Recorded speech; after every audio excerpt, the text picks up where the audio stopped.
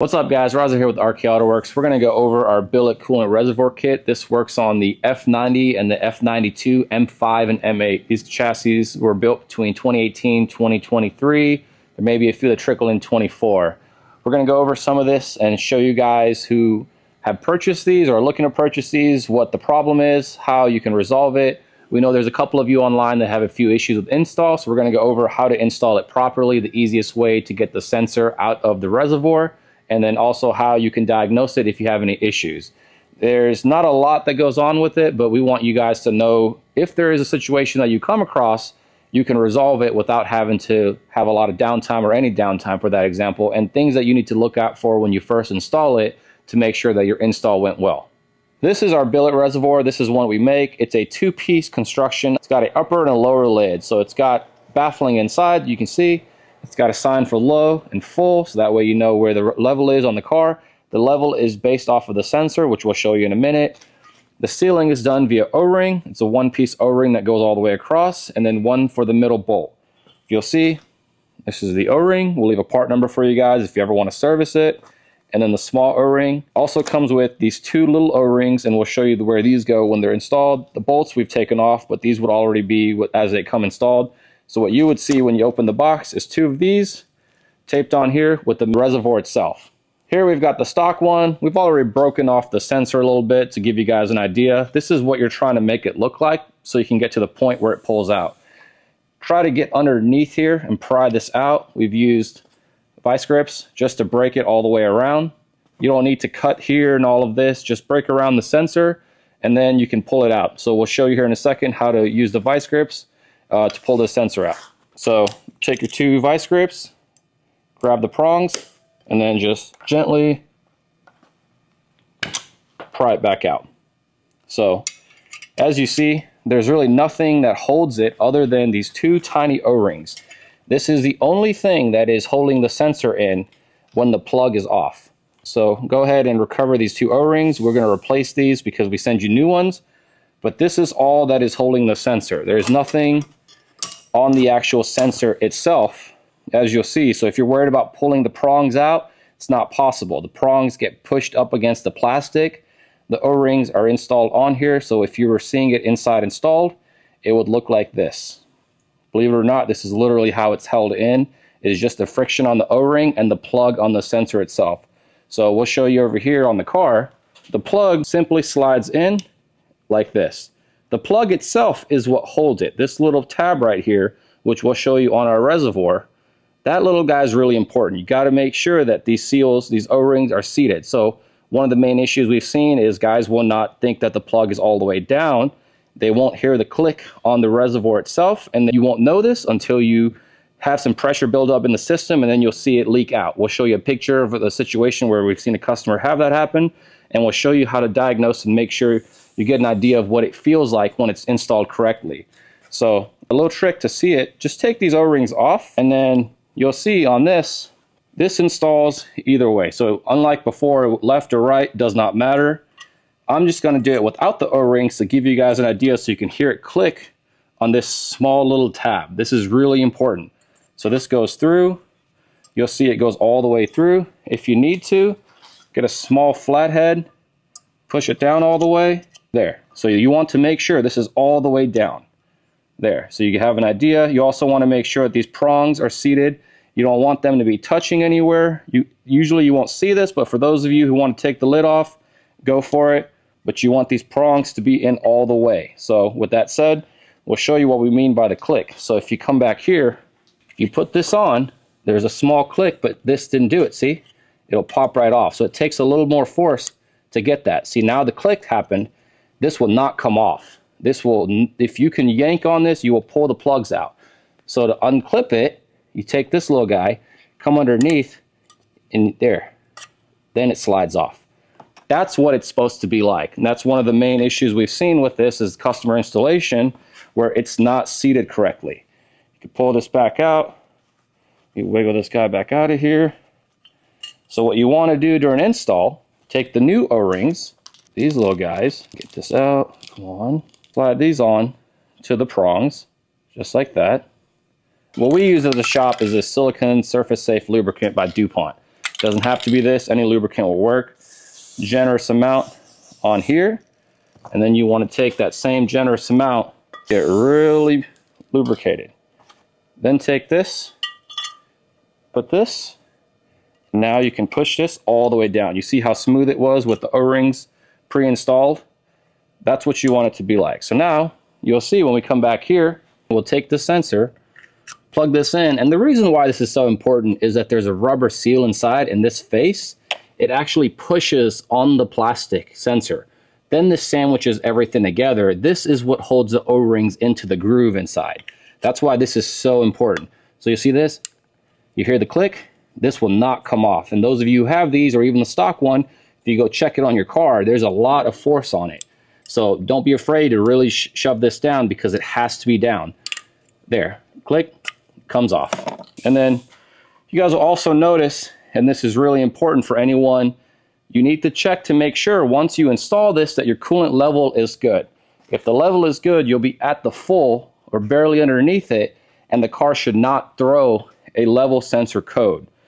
You'll see this, these prongs should not touch. You won't be able to see this, but in the situation where you check your car in a day or two and your coolant is low and you did not get a low sign, this is why. Because the way this works is that when there's continuity in the system, it will read like it should. So what that means is, in this water level, let's say the water is up to here, there's a sense the reading goes from here to here, so it will tell the car, hey, I'm not low. But when it's low, it's below the point.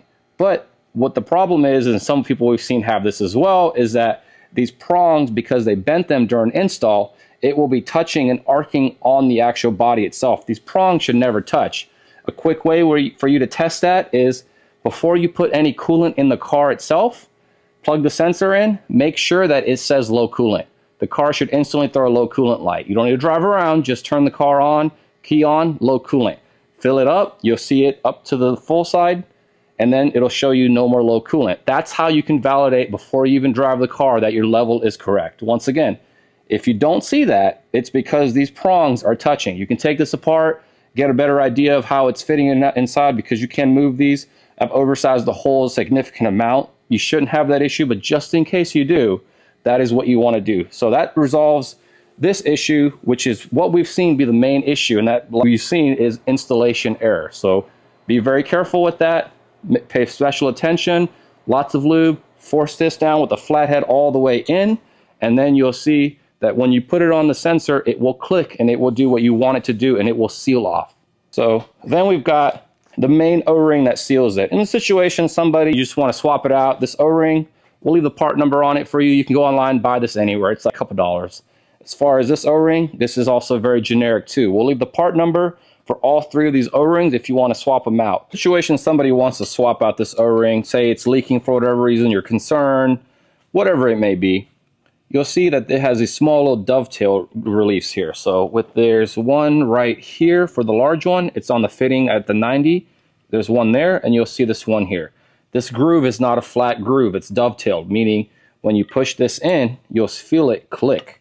So you don't need to shove it in. There's no stretching it. It simply falls into the groove. So if you swap these out, dovetail there, swap out the O-rings. You should really never need to do this, but in a situation where your outer seal fails, I would recommend making sure all the bolts are tight. And then if you need to, just remove the top lid. You don't need to remove the bottom half.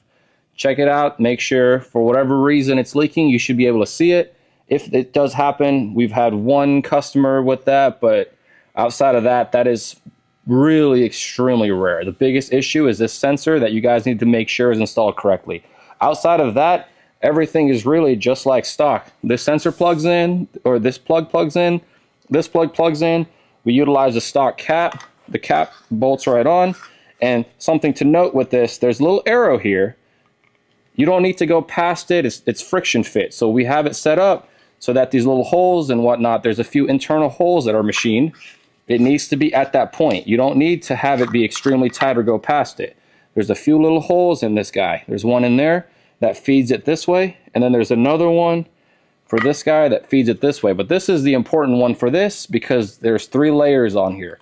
1, 2, 3, and it catches it right in between. So if you ever have an overpressurization, the reservoir is designed to work like OEM. So once again, roll it around. The arrow is just to help you guys out. It doesn't need to be right there. As long as you're within here or here, 45 degrees over or under, you'll be fine.